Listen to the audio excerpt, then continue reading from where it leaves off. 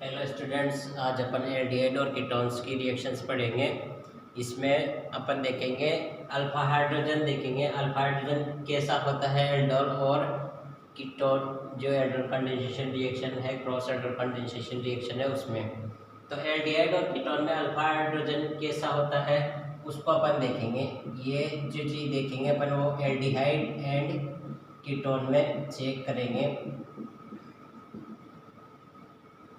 Aldehyde और ketone में alpha जो हाइड्रोजन होता है, जो उसकी एसिडिटी अपन चेक करते हैं। अल्फा हाइड्रोजन की एसिडिटी यहाँ पर चेक की जाती है कि वो किस टाइप का रहेगा। एसिडिक, मोर एसिडिक होता है। वैसे जैसे अपन ने ये ले लिया है CH3, यहाँ मैंने ये ले लिया CH3CO, और यहाँ ये H।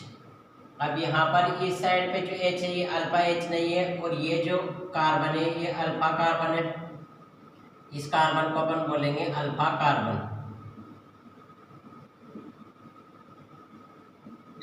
और इस पे जो ये H लगे हुए हैं, तीनों H जो है वो अल्फा हाइड्रोजन रहेंगे, ये अल्फा H कहलाएंगे। तो इसको मैं बोलूँगा अल्फा हाइड्रोजन।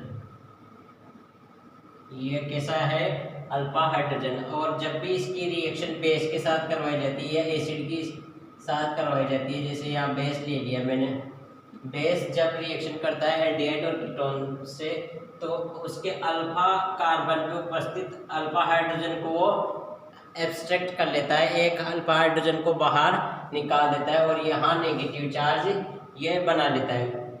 अल्फा हाइड्रोजन ही क्यों निकलता है, बीटा या गामा क्यों नहीं निकलता है? अल्फा हाइड्रोजन इसलिए जल्दी निकलता है, मोर एसिडिक इसलिए होता है क्योंकि ये जो ग्रुप है ये यहाँ पर इलेक्ट्रॉन विड्रॉइंग ग्रुप होता है। एल्डिहाइड और कीटोन का जो कार्बोनिल कार्बन होता है वो इलेक्ट्रॉन विड्रॉइंग की तरह काम करता है, इलेक्ट्रॉन को खींचता है। और जब भी इलेक्ट्रॉन विड्रॉइंग के पास कोई पास वाले कार्बन पे कोई हाइड्रोजन होता है तो वो मोर एसिडिक हाइड्रोजन होता है, मोर एसिडिक हाइड्रोजन बोला जाता है।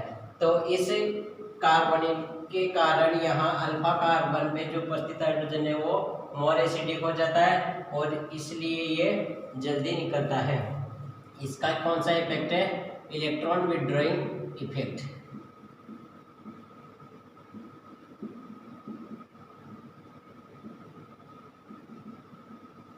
इस कारण ये अपने इलेक्ट्रॉन्स को यहाँ से ये H निकाल देगा। अब ये जो बेस क्या करता है, बेस इस H को एब्स्ट्रैक्ट कर लेगा, बेस इस H को बाहर निकाल देता है, और CH2 नेगेटिव, और यहाँ CO, और ये H। अब ये एसिड था, कॉन्जुगेट, इसे अपन कॉन्जुगेट एसिड बोल सकते हैं।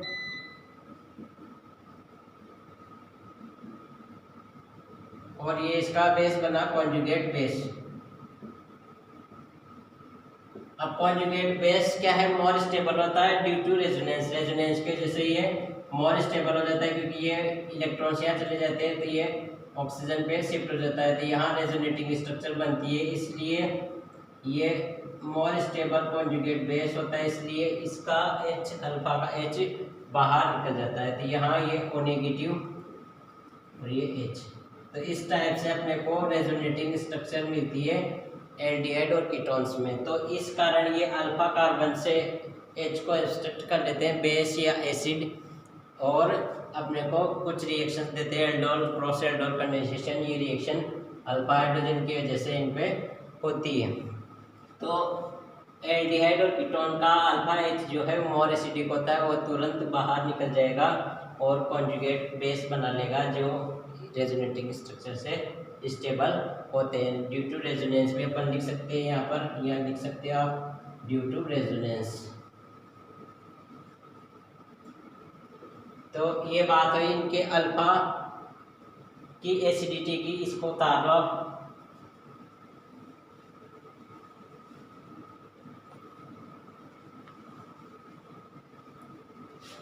अब अपन बात करते हैं एल्डोल कंडेंसेशन रिएक्शन की।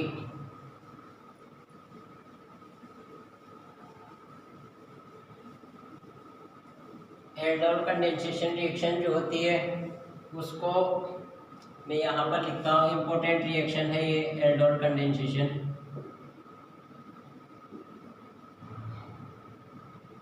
Aldol condensation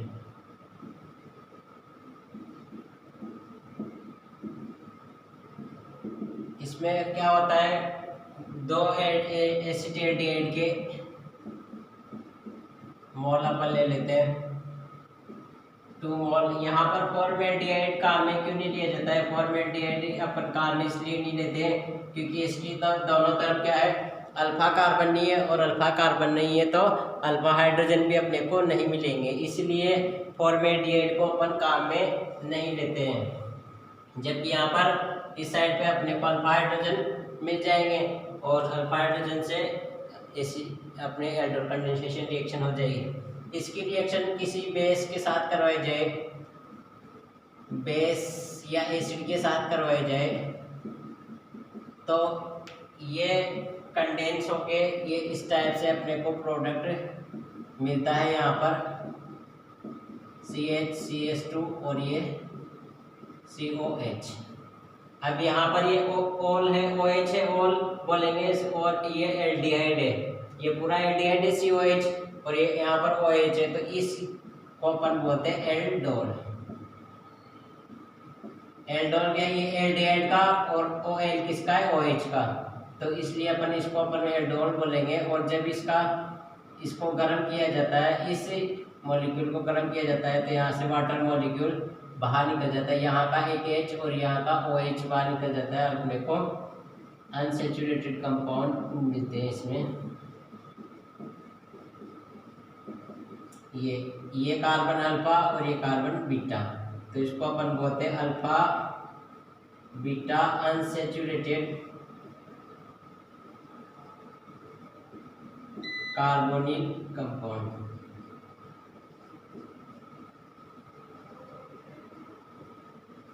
alpha beta unsaturated carbonyl compound. तो एल्डिहाइड या कीटोन की इस टाइप से रिएक्शन होती है, 2 मोल लिए जाते हैं, यहाँ पर हमेशा 2 मोल्स इनके काम में आते हैं एल्डिहाइड और कीटोन्स के। इसकी जो कंडीशन है, must be alpha H is present, alpha H का उपस्थित होना जरूरी है। 2 मोल्स लिए जाएंगे और बेस और एसिड कोई सा भी अपन लेके इसको कर सकते हैं। तो ये एल्डोल कंडेंसेशन है, इसकी मैकेनिज्म अपन देखते हैं अभी, इसको उतार लो।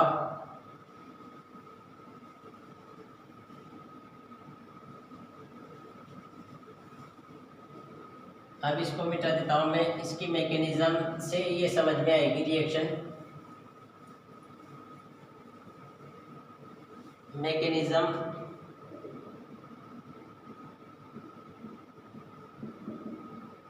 मैकेनिज्म में जैसे अपन ने 2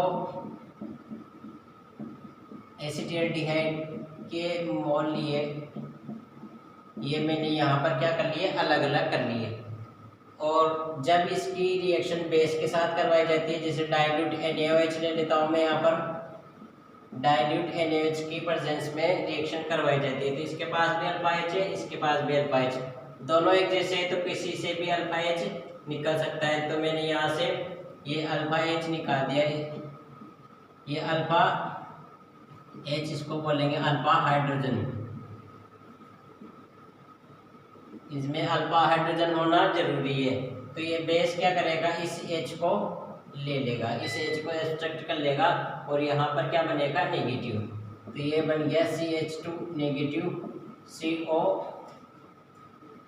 और ये H, ये हो गया, यह नेगेटिव आ गया, ये ऐसा कैसे है इसे। अब ये रेजोनेटिंग स्ट्रक्चर भी बना सकता है, ये यहाँ चला जाए, ये यहाँ चला जाए, और ऐसे अपने को रेजोनेटिंग स्ट्रक्चर भी यहाँ पर मिल सकती है, ये O नेगेटिव और ये H। वापस क्या है, यहाँ पर वापस क्या हो, ये वापस ये यहाँ आ जाए और ये वापस यहाँ चला जाए, तो वापस अपने को ये स्ट्रक्चर मिल सकती है, तो दोनों आपस में चेंज होती रहती है। अब ये तो अपन ने क्या बना लिया, ये जो बना, ये इनोलेट इसको बोलेंगे अपन, इनोलेट के से ये डबल बॉन्ड है तो इसको अपन इन बोलते हैं, और यहाँ नेगेटिव ऑक्सीजन पे नेगेटिव चार्ज है तो 8 लगाते हैं इस पे नेगेटिव के लिए 8।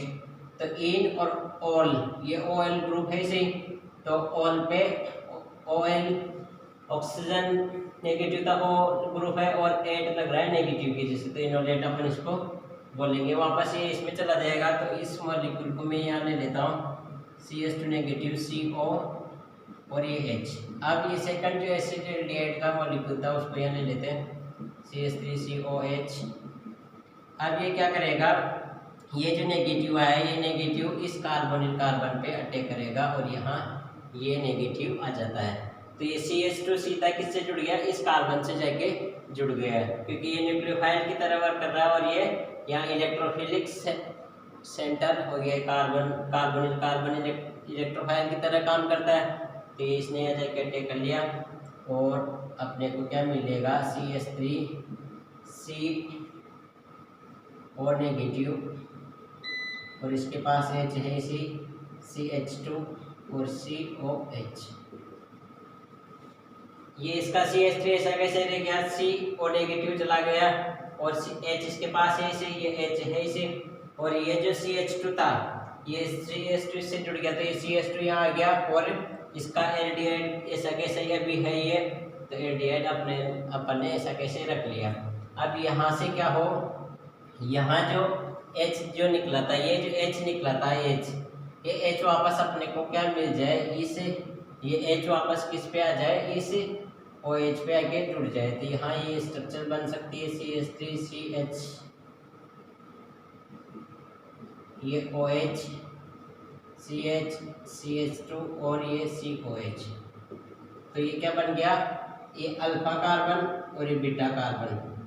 तो इसको अपन बोलेंगे beta hydroxy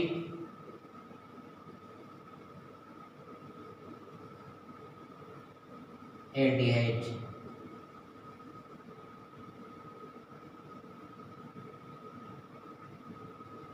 beta hydroxy aldehyde. और वापस अब इसको गर्म कर दिया जाए, इसको हीट कर दिया जाए तो यहाँ से H2O मॉलिक्यूल निकल जाता है। H2O कौन सा निकलता है, यहाँ अल्फा का H निकलता है, अल्फा का H, अल्फा कार्बन का H यहाँ चला जाता है और ये OH बाहर निकल जाएगा। अल्फा हाइड्रोजन का ही H निकलेगा क्योंकि ये इलेक्ट्रॉन विड्रॉइंग ग्रुप जुड़ा हुआ है इससे, इलेक्ट्रॉन विड्रॉइंग ग्रुप के पास वाले कार्बन का हाइड्रोजन निकाला जाता है। तो यहाँ ये डबल बॉन्ड और ये नेगेटिव, तो यहाँ अपने को मिल जाएगा ये CH3CH डबल बॉन्ड CH और ये COH।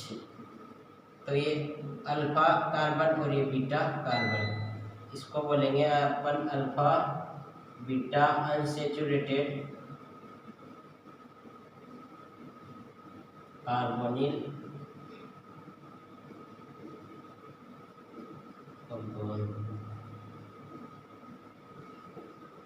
Alpha beta unsaturated carbonyl compound. तो इस प्रकार से एल्डोल कंडेंसेशन की मैकेनिज्म होती है और एल्डोल कंडेंसेशन में प्रोडक्ट का फॉर्मेशन होता है। तो अब एक बार और इसको सुन लो, एक बार और मैं बता देता हूँ। यहाँ पर एल्डोल कंडेंसेशन में सबसे पहली कंडीशन है अल्फा हाइड्रोजन होना जरूरी, और जो भी अपन ले रहे हैं एल्डिहाइड कीटोन उसके 2 मोल लेने पड़ेंगे अपने को, 2 मोल से रिएक्शन होगी। तो 1 मोल का मैंने पहले क्या किया, अल्फा हाइड्रोजन निकाल लिया किसकी प्रेजेंस में, डाइल्यूट बेस की प्रेजेंस में। अपन बेस ले सकते हैं, एसिड ले सकते हैं। तो यहाँ पर मैंने क्या लिया, बेस, इस बेस ने इस H को निकाल लिया तो ये H इलेक्ट्रॉन देके इसके इलेक्ट्रॉन तो क्या है यहीं रह गए, ये तो H प्लस के रूप में चला गया कि दोनों इलेक्ट्रॉन कार्बन पे रह चुके, तो कार्बन नेगेटिव हो गया और ये है से, तो यहाँ ये इसने वापस ये इलेक्ट्रॉन यहाँ दिए, यहाँ नेगेटिव आ गया। तो ये स्ट्रक्चर अपने को बन गए CH2 डबल बॉन्ड C और नेगेटिव। तो वापस ये यहाँ पे आ सकते हैं वापस, तो ये वापस अपने को ये स्ट्रक्चर मिल जाएगी। दोनों इंटर कन्वर्टेबल होती है, आपस में इंटर कन्वर्ट होती रहती है स्ट्रक्चर। अब इसमें से किसी एक स्ट्रक्चर को मैं यहाँ ले सकता हूँ, इस स्ट्रक्चर को मैंने यहाँ ले लिया और इस दूसरे जो एसिटाल्डिहाइड का मॉलिक्यूल था उसको मैंने यहाँ ले लिया। अब इसके पास नेगेटिव है और यहाँ कार्बोनिल कार्बन है और हमेशा याद रखना जिससे अल्फा एच निकालोगे, जिसका अल्फा एच निकालोगे, अल्फा हाइड्रोजन निकालोगे, उसका एसिटिल्डिहाइड क्या रहेगा, प्रोडक्ट में मेंटेन रहता है, प्रोडक्ट में उसका एल्डिहाइड ग्रुप मेंटेन रहता है। देख लो, इसने अटैक किया तो यह नेगेटिव बन गया, ये नेगेटिव बन गया, और ये H जो यहाँ निकला था वो H वापस यहाँ के जुड़ जाता है और ये बन जाता है। और फिर वापस अपन इसको अगर हीट करते हैं, गर्म करते हैं, तो अल्फा हाइड्रोजन इलेक्ट्रॉन देके यहाँ चला जाता है और ये इधर से OH इलेक्ट्रॉन लेके चला जाएगा, तो यहाँ H2O बाहर निकल जाएगा और alpha beta unsaturated carbonyl compound अपने को मिल जाता है। तो ये जो कार्बोनिल था, ये कार्बोनिल लास्ट तक मेंटेन रहता है इसमें, ये इम्पोर्टेंट बात है, याद रखना। और इसकी एसिड के साथ मैकेनिज्म है वो भी अपन देख लेंगे कल नेक्स्ट वीडियो में। थैंक्स।